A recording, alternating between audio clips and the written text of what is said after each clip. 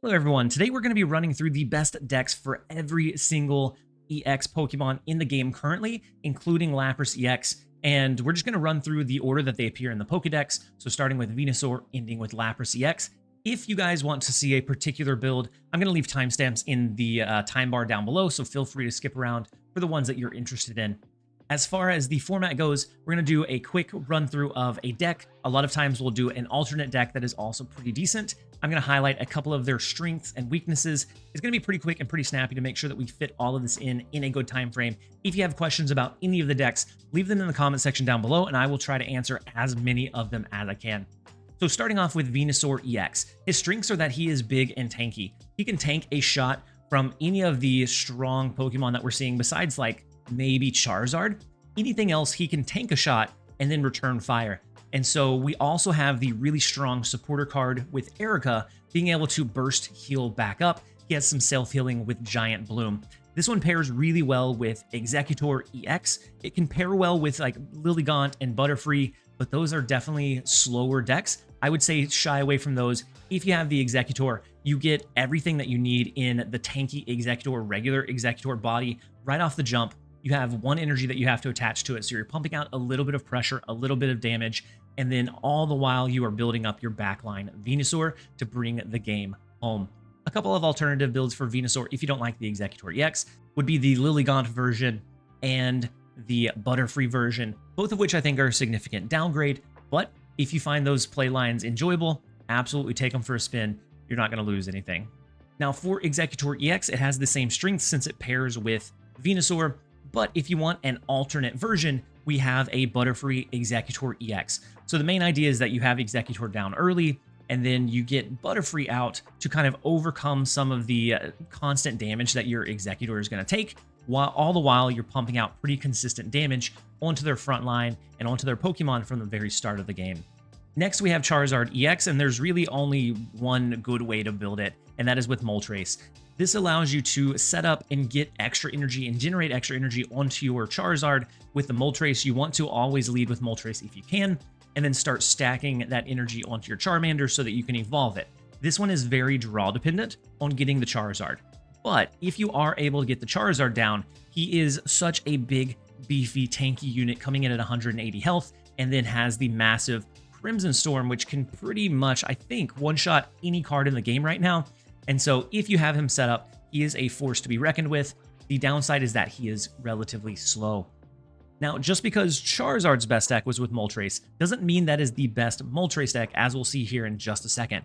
But a deck that has came up in popularity and is performing really, really well is an Arcanine EX Moltres deck. This one has the same kind of strength as the Charizard deck, but an added strength to it is that it comes online faster. You only need to find one evolution line for the Arcanine, and you only need 3 energy to be up and online. So you're going to be attacking with 120 damage as early as like your 3rd attacking turn. Maybe if you're super lucky, your 2nd attacking turn, depending on what Moltres comes up with. But that is crazy damage to pump out that fast. And so you're going to be strong against anything that sets up a little bit slower. And then this same deck is the strongest one for Moltres right now. I think because it is not so all in on Moltres, you don't have to have phenomenal luck. You get it on board early and often, and then you're pumping damage right away. So I would say right now, this is the best Moltres deck. If you're looking for another alternative aside from the Charizard, we have the Cindiscorch version. Cindiscorch is similar to the Arcanine in that it only requires 1 evolution, but I think it struggles compared to the Arcanine in that it takes 4 energy and it discards every single time it attacks. And so you're not able to build up a backline Cindiscorch for that alternate big power play once your first Cindiscorch is online and attacking. Next up, we have Blastoise EX, which is not in a relatively strong spot. Just with the need for 5 energy, you're going to need some good Misty Luck or some good stalling. But if you get him online, he is a tank. He is a unit. And so what our early game strategy is to delay, so Kangaskhan and Articuno EX, as we're looking for the pieces and building up our Blastoise line. And so this one works pretty decently. If you want to check out Blastoise, I recommend this one. Now for Starmie EX, we have the Starmie EX Articuno deck. I think this is probably the 2nd strongest deck in the game if it wasn't for Pikachu being so prevalent. Pikachu really really dominates this one unless you get lucky with either a Misty or you get a Staryu into Starmie and you get to attach the energy first. You can apply pressure and you can kind of keep pace with the Pikachu deck that way, but this deck is fast. It is going to be pumping out damage so incredibly quickly, so incredibly consistently that you're going to be going through and blasting through games in the matter of minutes rather than closer to like 10 minutes. You'll be done in about 2 to 3 minutes just because of how much pace this deck applies. If you're looking for an alternate for Starmie EX, a pretty cool one that I kind of like to play around with is a Greninja Starmie build. I like the idea of Greninja kind of poking away from the backline, and this one allows you to kind of set that up. We have the Farfetch'd as that alternate kind of early pressure, and then Bruxish is really cool in use or in tandem with the Greninja because you could make sure that they have damage on them so that your Bruxish does 70 damage instead of just a measly 10. As far as Articuno EX goes, the strongest one is going to be the Starmie deck, but if you're looking for an alternative, we have the 18 trainer deck. You can kind of mix and match which trainer cards you add into this, but this is relatively close to what I would imagine would be the best. Maybe you do a hand scope to determine if you want to use your red card, but the idea with this one is you're guaranteed to have an Articuno EX on board on your first turn, and then you just build it up and attack with it from there. Next up, we have the Pikachu EX deck, and this one is the dominant deck in the game. This is the strongest, earliest tempo.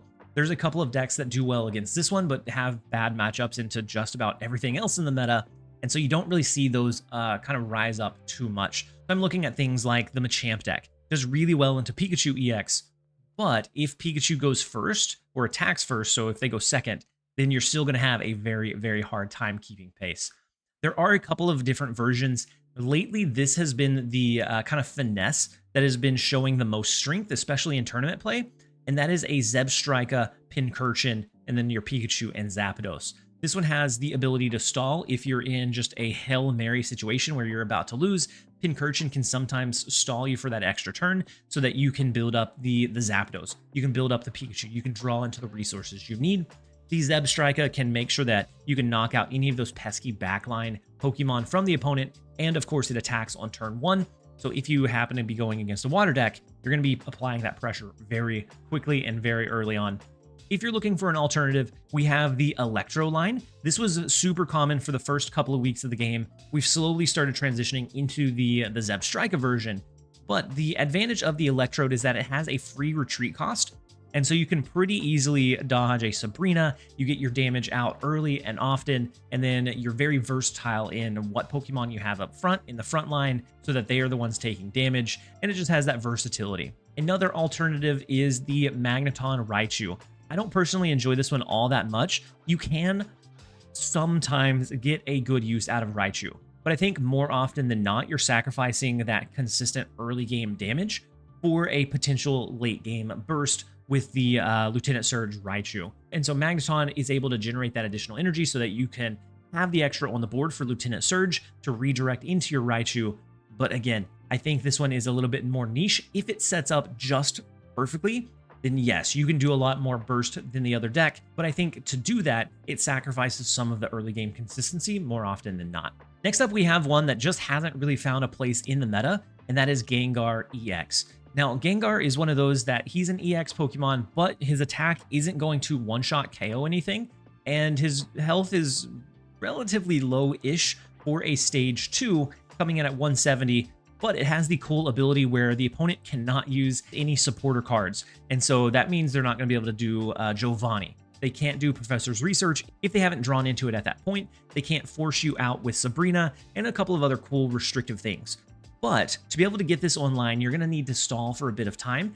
And so with that, we have Kangaskhan. Kangaskhan is a relatively good early game tank where you can throw him out. You're most likely going to leave him for fodder because of his high retreat cost, but he can start doing some damage with just 1 energy. And that 100 power base can take on and kind of absorb a lot of the early game damage as you find and build up your Gengar line. Next is Mewtwo EX. We all know about this deck. It has the Gardevoir, it has Mewtwo. But a interesting kind of development is that a lot of times you want one additional basic Pokemon to act as either a big finisher or as a tank. So our first build uses Jinx as a way to like If they're running Charizard, she can sometimes one-hit KO the Charizard because it has so much energy attached. And then the alternate version runs a regular Mewtwo. You're going to be able to make sure that you always have a Mewtwo on board for the Gardevoir once you get him. And early game, he's a relatively good tank for only one prize whenever he gets defeated. So ideally, you start with a Mewtwo out front. You have a Ralt and a Mewtwo EX in the backline. You start building up your Mewtwo EX, and then either the first Mewtwo dies, or you get to a point where you can add energy and then retreat him into your big Mewtwo EX so that you're pumping a lot of damage onto the board and at the opponent. Next up, we have the Marowak deck. Marowak EX is a very RNG coin flip dependent card that his attack is flip 2 coins and do 80 damage for each heads. And so this one can offer a lot of damage if you're lucky with those coin flips. The drawback is that it can also just completely whiff and do 0 damage when you need it to do at least something every single turn.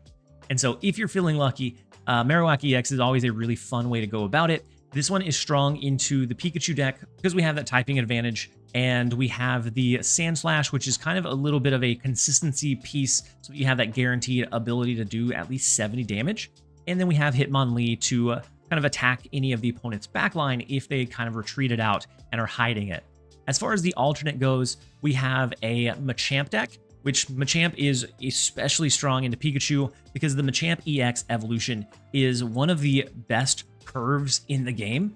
Being able to go into Machamp, if you attack second and can attach that energy, your second attack turn, you can attach that second energy, attack with Machoke as well. And then on your third, you have the Machamp EX, the third energy, and you're slapping 120 damage very early on. And we use the backup line of the Marowak EX because sometimes that can get online faster if we're missing pieces for our Machamp EX. Another alternate for Marowak is going to be the Mankey deck. Now, this one kind of struggles to find a footing right now just because of how much aggro is present in the game. If the opponent has something where they're not able to attack on their first turn, you can really easily set up your Mankey into that basic attack, into the evolution into Primeape, and you're dealing 100 damage as early as turn 2, or your second turn, which can be so much damage output. But a lot of times, taking that extra 10 damage onto Mankey on that first turn leaves you open for the opponent KOing you with whatever Pokemon they have out in that front line. And so it is a relatively risky strategy, but if it pays off so quickly and so well. Next up, we have the Wiggly EX deck. This one uses the Wheezing and Koga tech to be able to stall out the opponent. The idea is that with Wheezing, it's a 110 HP tank that can really easily apply a little bit of early pressure with the poison. And then when Wheezing gets to the point where he's about to be knocked out, you can pull him back in with Koga, allowing you to heal that 110 damage, and then you throw him back out a little bit later on. And so this one, the main idea is that you're stalling into your Wigglytuff so that you can potentially do Wheezing, poison, pull him back in with Koga into the Wigglytuff guaranteed sleep, where it's dependent on if the opponent wakes up or not, but can be make or break. If they don't wake up, you're dealing 80 damage each turn, so you can potentially apply a lot of pressure, but it is very dependent on that late game coin flip to make sure that you can stall them long enough to knock them out. Now for Lapras in a lot of cases just feels like a lesser Articuno. It has a 3 damage attack that does 80 damage, similar to Articuno, but this attack heals you for 20. So it's a little bit more tanky, but a lot of times by the time that's online, your opponent is going to be gearing up for something that can smash a large amount of damage very quickly. This one does give us the cool line of being able to do Lapras in the front line and then build up into a Greninja in the back line, which I love any excuse I can have to run Greninja. Greninja's fantastic. And Lapras EX is a decent tank if you get it online early enough. It's applying decent pressure, but a lot of times it just feels like a little bit worse Articuno. But it is easier to get from the promo, at least for now. If you haven't gotten it, make sure that you grab it within the next couple of days. And then the alternate version, I wouldn't say that this is a great deck. It's more of a fun tier deck, but it uses Caterpie. You take out the grass energy because you're never going to want to attack with your Butterfree, but you can use Caterpie, use the random energy to start drawing into your evolution lines. If you get Butterfree or 2 Butterfrees online, you're essentially going to have 3 free potions every single turn, which is, I don't know, so much fun. But it still falls to the fact that your opponent can kind of outpace you at times. And so that is the last EX Pokemon that we're covering. Let me know what you thought of this video, what you wish was included, what you thought was maybe value not added, and I can adjust it going forward, especially as we get new expansion packs and new cards. I would love to kind of do and revisit something like this every couple of months whenever there is a new expansion that is released. And so let me know what you think in the comment section down below. Thank you guys as always for being here. This has been TLSG. Later, guys.